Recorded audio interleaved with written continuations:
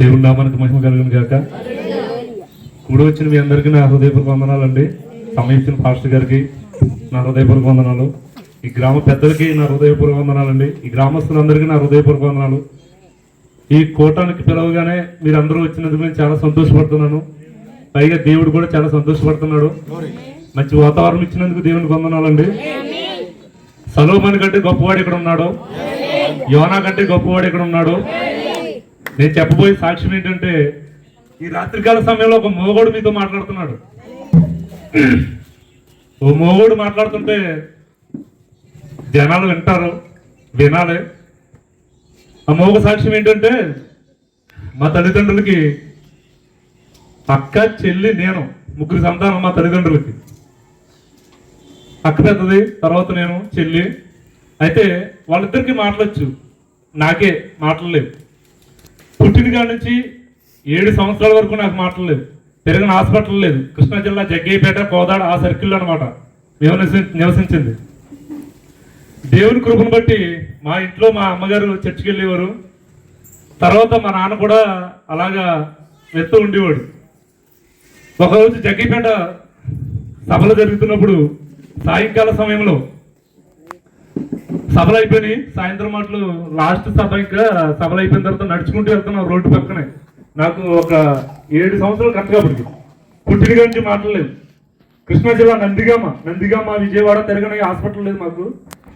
ఆ ఏరియా ప్రాంతం ఆ డాక్టర్లో ఇంకా మాటలు రావు, మోగ అబ్బాయిని కన్నావని మా అమ్మని అన్నారు ఆ ఏరియా ప్రజలు.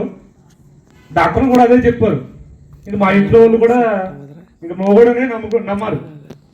మా ఇంట్లో నేను పెద్ద మనవాడిని. మా తాతయ్యలకి 4 అక్క చెల్లి, మా అమ్మోళ్ళు.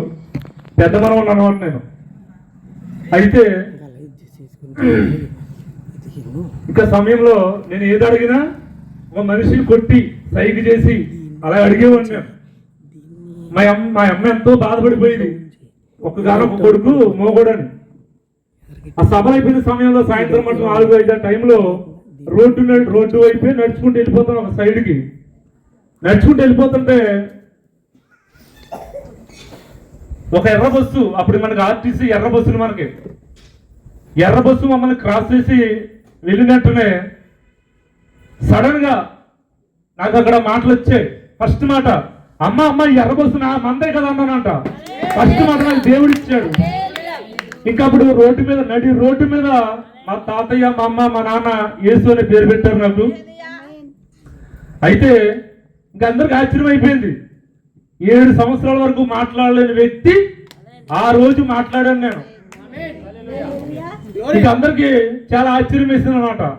నేను ఈ కూటం ఏర్పాటు చేసింది ఎందుకంటే దేవుడు నా జీవితంలో చేసిన మేలుల కొరకే నేను ఏర్పాటు చేశాను తప్ప ఏదో వ్యతిరేకంగా కానీ ఏదో నాకు స్వార్థపూరితమైన ఆలోచన కానీ లేదు. దేవుడు నా జీవితంలో చేసిన కార్యాలను బట్టి నేను ఈ కూటమి ఏర్పాటు చేశాను. దేవుడి నామానికి మహిమ కలిగిన కాక. అది అయిపోయిన తర్వాత నా జీవితంలో ఎన్నో మేలు చేశాడు దేవుడు. ఇక్కడికి యానం 2009 జూలై నెలలో వచ్చాను నేను. 966 రూపాయలతో నేను యానంలో అడిగిపెట్టాను. యానం ప్రాంతంలో దేవుడు అప్పటి నుంచి ఎన్నో మేలు చేసుకుంటూ వచ్చాడు నా జీవితంలో. 18 సంవత్సరాలు అద్దెంట్లో ఉన్నాను నేను. కొన్ని రోజులైతే మా పెద్ద తోళ్ళు అద్దెకి నాకు ఇల్లు ఇచ్చాడు. డబ్బులేమి తీసుకోలేదు. ఒక 4-5 సంవత్సరాలు ఉన్నాము. మిగతా అన్ని రోజులు కూడా అద్దెంట్లోనే బతికాను నేను. ప్రతి క్షణం అందరికీ ఇల్లులు ఉన్నాయి, నాకే ఇల్లు లేదు ప్రభు అని ఏడ్చే రోజు కానీ ఏడవని రోజు లేదు నా జీవితంలో. నా ఫ్రెండ్స్ సర్కిల్ చాలా మంది ఉన్నారు. అయితే ఇల్లు లేదని చాలా బాధపడ్డాను నేను. అద్దెలు కట్టలేక, నేను కష్టపడడమే అంతంత మాత్రం. అద్దెలు కట్టలేక చాలా నలిగిపోయాను నేను.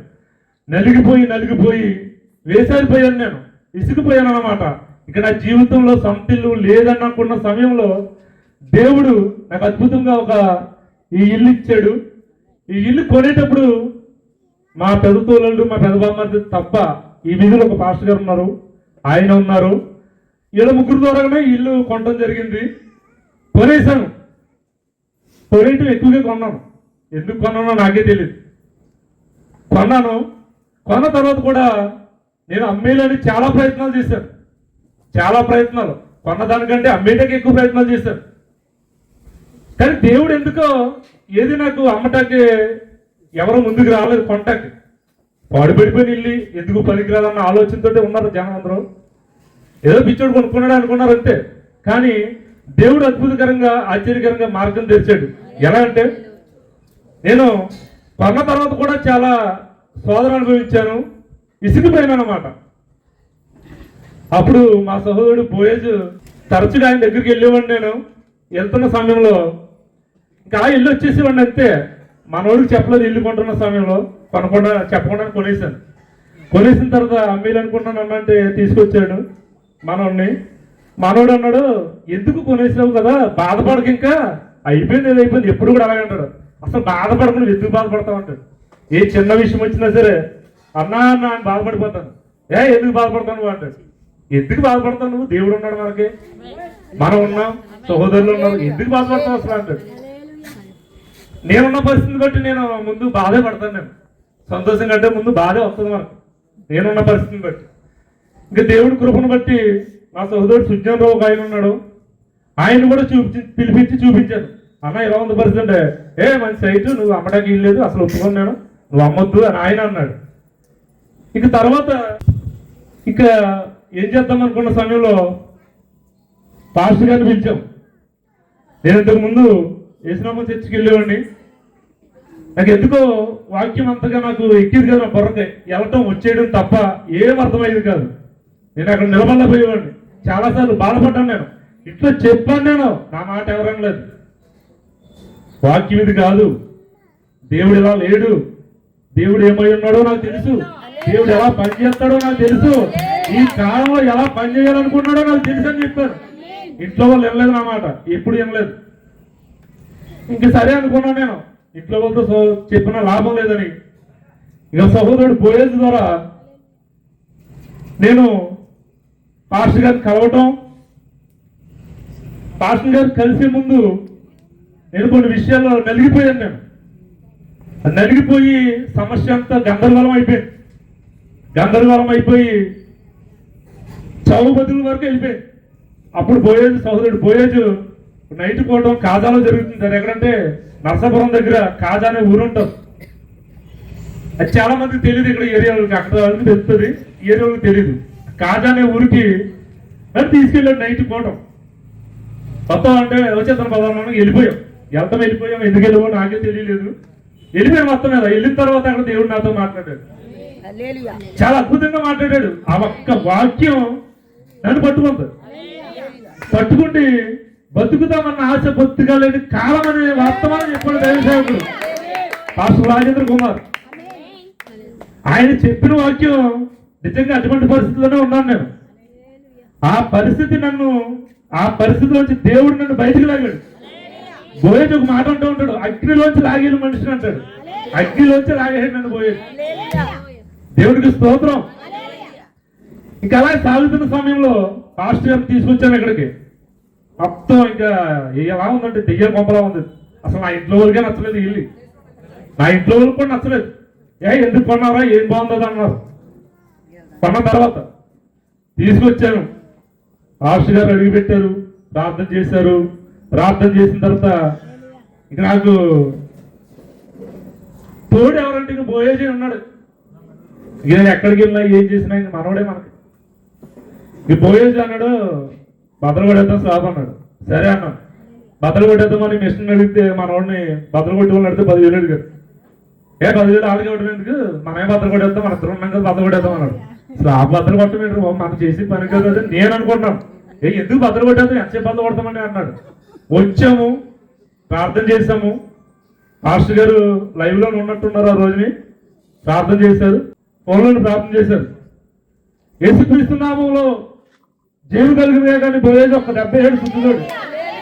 ఒక పెచ్చు ఊడింది. పెచ్చు ఊడిన తర్వాత ఈజీగా బదలాసి అనుకున్నాం. అలాగే బదలాసిపోయింది. మేము చేసే వర్క్ కాదు అది, కానీ దేవుడు కార్యం చేసాడు. అక్కడ స్లాబ్ బద్దలు కొట్టేసాం, అంతా ప్లాన్ చేసాం. ఓకే, పని జరుగుతుంది. పని స్టార్ట్ అయిన తర్వాత తాపి మేస్త్రిని అడిగాం, చాలా మందిని అడిగాం, చాలా అంటే 4-5 అడిగాము. అయితే అందులో ఒక తాపి మేస్త్రి, కాజులూరు మేస్త్రి బోయేజ్ ద్వారా పరిచయం అయ్యి అలాగా పని మొదలెట్టాడు అన్నమాట. నా బంధువులే నాకు తాపి పని చేయడానికి ఎవరు రాలేదు. ఎందుకు రాలేదో నాకు తెలియదు. అయితే ఆయన ద్వారా స్లాబ్ మనం కూల్ చేసాము, కట్టేసాం. కట్టిన తర్వాత ప్రారంభం స్టార్టింగ్ నుంచి పనంతా అయిన వరకు ఎక్కడ చిన్న దెబ్బ కానీ చిన్న గాయం కానీ ఎవరికి తగలలేదు, ఎవరికి తగలలేదు. అంత గొప్పగా దేవుడు పని పూర్తి చేయించాడు. తర్వాత చివరికి బోయేజ్ లేకపోతే నేను ఇల్లు కట్టలేను, నేను దేవుడు లేకపోతే కట్టలేను, నాకు తోడుగా బోయేజు మీ సంఘ ప్రార్థన లేకపోతే నేను కట్టలేను. అసలు నా జీవితంలో సొంత ఇల్లు అనేది లేదనుకున్నాను నేను. కానీ దేవుడు నాకు కార్యం చేశాడు, ఒక ఇల్లు ఇచ్చాడు. చాలా మంది ఇల్లు కడతారు, కానీ నేను విసిగిపోయాను అనమాట. అలిసిపోయి ఇంకా నేను కట్టలేను అనుకున్న సమయంలో దేవుడు నా జీవితంలో చేసిన కార్యం ఇది. దేవుడు నా జీవితంలో చేసిన కార్యాన్ని బట్టే నేను ఈ కూటమి ఏర్పాటు చేసుకున్నాను. కానీ ఈ కూటమి ఎంత ఇలాగే నేను పెడతానని అనుకోలేదు. చిన్నగా ఇంట్లోనే గృహ కూడిక అనుకున్నాను నేను. కానీ స్టార్ట్ చేసిన తర్వాత అది నా చేతిలోంచి వెళ్ళిపోయి దేవుడి చేతిలోకి అయిపోయింది ఆ కూటం. నేను నమ్ముతున్నాను. అది స్టార్టింగ్ చిన్నదే అనుకున్నాను నేను. అది అసలు ఇలా అనుకోలేదు నేను. ఇలా నేను ఎవరు అడిగినా గృహ కూడిక అని చెప్పాను నేను. యథార్థంగా చెప్తున్నాను, గృహ కూడిక అని చెప్పాను నేను. ఇలా మీది కూడా అనుకోలేదు. కానీ దేవుడి చిత్తమా అలా ఉన్నదేమో నాకు తర్వాత తెలిసింది. నాకు మంచి గృహం ఇచ్చాడని నేను నమ్ముతున్నాను. ఈ చిన్న సాక్షి దేవుడు దీవించారు కాక దేవుడు చేసిన కార్యం బట్టి ఈ గృహం ఏర్పరచబడింది. మీరు అందరూ వచ్చినందుకు మీకు వందనాలండి. ఈ చిన్న సాక్షిని దేవుడు దీవించారు కాక.